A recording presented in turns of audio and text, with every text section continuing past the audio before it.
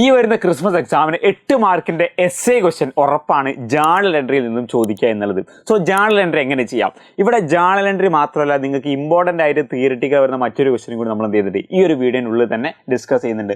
നോക്കാം മക്കളെ, എങ്ങനെയാണ് ജേർണൽ എൻട്രി ചെയ്താൽ. ഒരു ജേർണൽ എൻട്രി എന്ന് പറയുമ്പോൾ ഒരു ട്രാൻസാക്ഷൻ ആയിരിക്കില്ലേ, ഒരു ഇടപാടായിരിക്കും.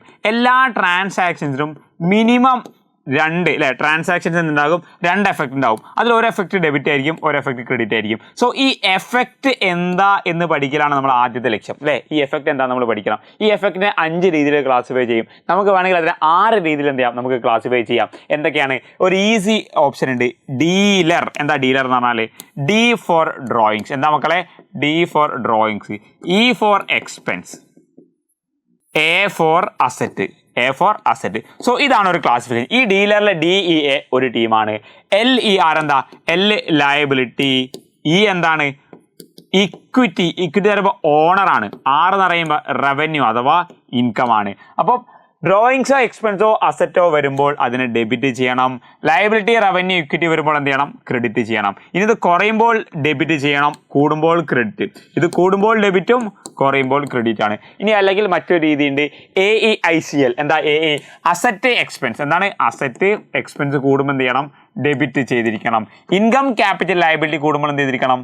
ക്രെഡിറ്റ് ചെയ്തിരിക്കണം. സോ ഇൻകം ക്യാപിറ്റൽ ലയബിലിറ്റി നിങ്ങൾക്ക് ഏത് വേണമെങ്കിലും എന്ത് ചെയ്യാം? ചൂസ് ചെയ്യാം. സോ ഈ ഐറ്റംസിനെ 5 ആക്കി തരുന്നിരിക്കാം. സോ ഓരോ ട്രാൻസാക്ഷൻ വരുമ്പോൾ നമ്മൾ എന്ത് ചെയ്യാം? ഓക്കെ, ആ ട്രാൻസാക്ഷനിൽ 2 എഫക്റ്റ് ഉണ്ട്. അതിലെ എഫക്റ്റ് ഫസ്റ്റ് എഫക്റ്റ് അസറ്റാ. ഓക്കെ, അസറ്റ് കൂടിയതാണോ? യെസ്, കൂടിയാകുമ്പോൾ ഡെബിറ്റ് ചെയ്യണം. അല്ല കുറഞ്ഞതാണോ? കുറഞ്ഞാകുമ്പോൾ ക്രെഡിറ്റ് ചെയ്യാം. അതാണ് ഇതിൻ്റെ നാക്ക്. സോ നമുക്ക് നോക്കാം. കുറച്ച് ക്വസ്റ്റ്യൻസ് ഉണ്ട്, കുറച്ച് ക്വസ്റ്റ്യൻസ് വെച്ച് നോക്കാം. സിമ്പിൾ ആയിട്ടുള്ള ചില ക്വസ്റ്റ്യൻസ്. ഒന്നാമത്തത്, journalise the following transaction. First എന്താ? Started business with cash. Cash വെച്ച് ബിസിനസ് സ്റ്റാർട്ട് ചെയ്തു. അപ്പോൾ ക്യാഷ് വെച്ച് ബിസിനസ് സ്റ്റാർട്ട് ചെയ്യുമ്പോൾ നമ്മുടെ കയ്യിൽ ക്യാഷ് കൂടിയില്ലേ, ക്യാഷ് ബിസിനസ്സിലേക്ക് വന്നു. അപ്പം നമ്മുടെ കയ്യിൽ എന്ത് ചെയ്തു? 30,000 രൂപ ക്യാഷ് വന്നു. സോ ഇനി നെക്സ്റ്റ് കാര്യം, സ്റ്റാർട്ടഡ് ബിസിനസ് ആരാ തുടങ്ങുക? ഓണർ അല്ലേ. ഓണർ ബിസിനസ്സിൽ ഇൻവെസ്റ്റ് ചെയ്ത പൈസക്ക് എന്ത് പറയും? ക്യാപിറ്റൽ എന്ന് പറയും. അപ്പോൾ ഫസ്റ്റത്തെ എഫക്റ്റ് എന്താ? ക്യാഷ്. രണ്ടാമത്തെ എഫക്റ്റ് ക്യാപിറ്റൽ. ക്യാഷ് അസറ്റ് ആണ്, അസറ്റ് കൂടുമ്പോൾ ഡെബിറ്റ് ചെയ്യണം. ക്യാപിറ്റൽ തന്നെയാണ്, ക്യാപിറ്റൽ കൂടുമ്പോൾ എന്ത് ചെയ്യണം? ക്രെഡിറ്റ് ചെയ്യണം. സോ ഫസ്റ്റ് എന്താണ്?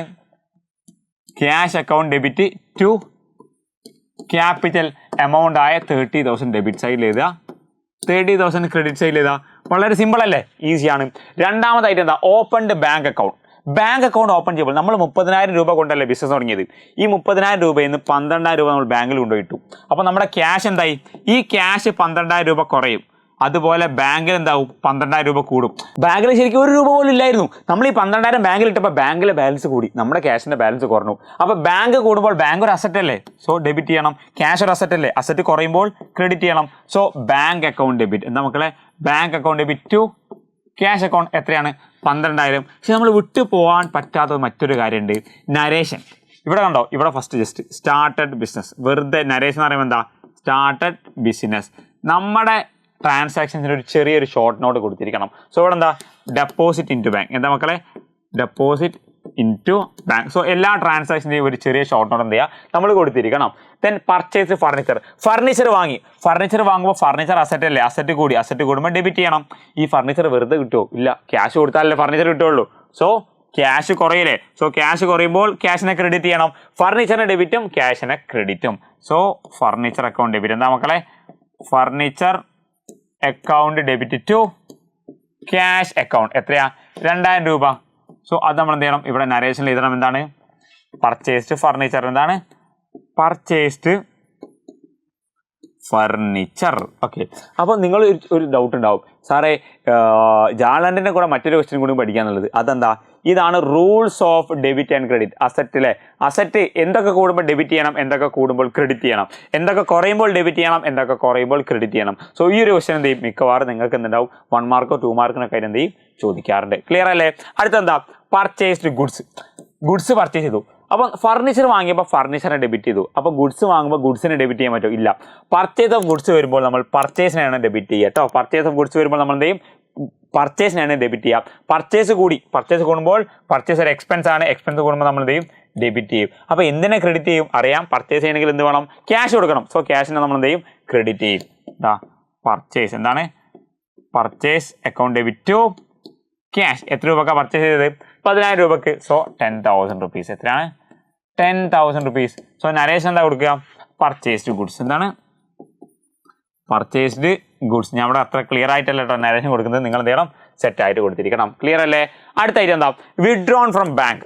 ബാങ്കിൽ നിന്ന് പൈസ പിൻവലിച്ചു, എന്തിന്, ഓഫീസ് ആവശ്യത്തിന്. അപ്പോൾ ബാങ്കിലെ പൈസ കുറയും. അപ്പോൾ ബാങ്കിലെ പൈസ കുറയുമ്പോൾ ക്രെഡിറ്റ് ചെയ്യണം, ക്യാഷ് കൂടൂലേ.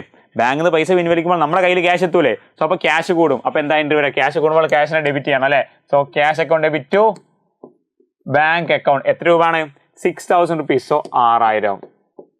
ഇവിടെയും 6000. സോ ഇവിടെ എന്താ എഴുതാം, വിത്ഡ്രോൺ ഫ്രം ബാങ്ക് അല്ലേ, വിത്ഡ്രോൺ ഫ്രം ബാങ്ക് നമ്മൾ എഴുതി. അടുത്തായിട്ട് എന്താണ്, ഗുഡ്സ് സോൾഡ് ഫോർ ക്യാഷ്. ക്യാഷിന് സാധനം വിറ്റു.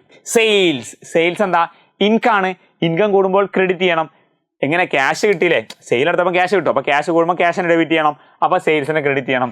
So cash account debit to sales. എത്രയാ, 8000. 8000.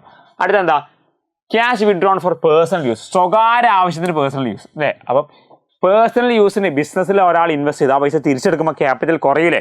ക്യാപിറ്റൽ കുറയുമ്പോൾ ഡെബിറ്റ് അല്ലേ. നേരത്തെ പറഞ്ഞു ഡ്രോയിങ്സ് കൂടുമ്പോൾ ഡെബിറ്റ് ആണെന്ന് പറഞ്ഞല്ലേ. ഡീലറിന്റെ ഡി ഡ്രോയിങ്സ് അല്ലേ. സോ ഡി കൂടുമ്പോൾ ഡ്രോയിങ്സ് കൂടുമ്പോൾ ഡെബിറ്റ് ചെയ്യണം. സോ എന്താ ഉണ്ടോ, ഇത് ബിസിനസ് ക്യാഷ് എടുത്തില്ല, അപ്പോൾ ക്യാഷ് കുറയും. ക്യാഷ് കുറയുമ്പോൾ ക്രെഡിറ്റ് അല്ലേ. So drawings account debit to drawings account debit to cash. എത്ര എമൗണ്ട്, 500. 500 രൂപ. സെറ്റ് അല്ലേ. അടുത്തായിട്ട് എന്താ, goods purchased on credit from Jagan. Goods purchase ചെയ്തു, എന്താ, ക്രെഡിറ്റിനാ. ക്യാഷ് പോയോ, ഇല്ല. പർച്ചേസ് ചെയ്യുമ്പോൾ എന്താ, പർച്ചേസിന്. ഗുഡ്സ് പർച്ചേസ് ചെയ്യുമ്പോൾ പർച്ചേസിന് ഡെബിറ്റ് ചെയ്യണം ടു ജഗനാ. ജഗനായിരുന്നു. അപ്പം പർച്ചേസ് കൂടുമ്പോൾ പർച്ചേസിന് ഡെബിറ്റ്. അപ്പം ഇത് ക്യാഷ് പോകുന്നുണ്ടോ, ഇല്ല.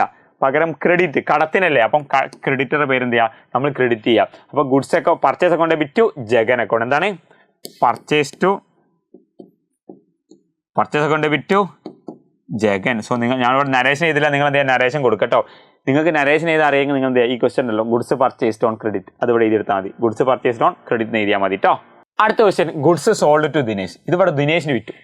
നേരത്തെ ക്രെഡിറ്റ് സെയിൽ ആകുമ്പോൾ എന്താ എൻട്രി, ക്യാഷ് ടു സെയിൽസ് ആണ്. അപ്പം ക്രെഡിറ്റ് സെയിൽ ആകുമ്പോൾ ക്യാഷ് കിട്ടുമോ, ഇല്ല. പകരം എന്ത് ചെയ്യുക, ആളെ പേര് റെക്കോർഡ് ചെയ്യുക. അപ്പോൾ ആരെന്ന, ദിനേശിനല്ലേ. അപ്പോൾ ദിനേശിനെ ഡെബിറ്റ് ചെയ്യുക. Dinesh account debit to sales account. വളരെ സിമ്പിൾ അല്ലേ. എത്ര എമൗണ്ട്, ദിനേശിന് 4000. സോ 4000.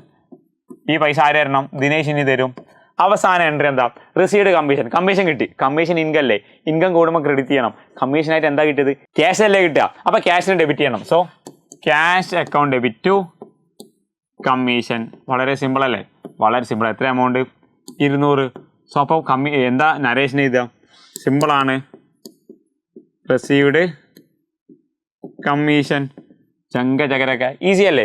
സോ ഇത്രയും ഈസി ആയിട്ട് എന്ത് ചെയ്യാൻ പറ്റും, നിങ്ങൾക്ക് ജേണൽ എൻട്രി ക്വസ്റ്റ്യൻ എഴുതാൻ പറ്റും. 8 മാർക്ക് വരെ ജേണൽ എൻട്രി മാത്രം പഠിച്ചിട്ട് എന്ത് ചെയ്യാൻ പറ്റും, സെറ്റാക്കാം. അപ്പം സെറ്റല്ലേ, നിങ്ങളുടെ ഫ്രണ്ട്സിനൊക്കെ വീഡിയോ ഷെയർ ചെയ്യുക.